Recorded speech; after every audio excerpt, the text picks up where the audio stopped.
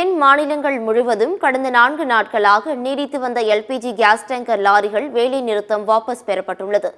புதிய ஒப்பந்தத்தில் உள்ள சில கட்டுப்பாடுகளை தளர்த்தப்படும் என்று எண்ணெய் நிறுவனங்கள் உறுதியளித்ததால் வேலை நிறுத்தம் முடிவுக்கு வந்துள்ளது.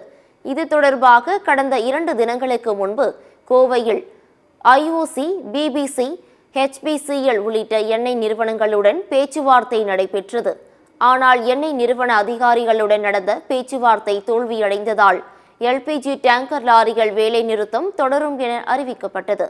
இந்த நிலையில் எண்ணெய் நிறுவனங்கள் வெளியிட்ட ஒப்பந்தத்தில் உள்ள கட்டுப்பாடுகளை தளர்த்த வேண்டும் என்ற கோரிக்கையை ஏற்றதால் வாபஸ் பெறப்பட்டுள்ளது. இதைத் தொடர்ந்து தென் மாநிலங்கள் முழுவதும் கடந்த 5 நாட்களாக நீடித்து வந்த எல்பிஜி டேங்கர் லாரிகள் வேலை நிறுத்தம் வாபஸ் பெறப்பட்டுள்ளது.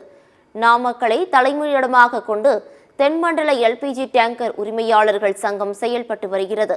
தமிழ்நாடு, கர்நாடகா, ஆந்திரா, கேரளா உட்பட பல்வேறு மாநிலங்களை உள்ளடக்கிய இந்த சங்கத்தில் சுமார் 1500 பேர் உறுப்பினர்களாக உள்ளனர்.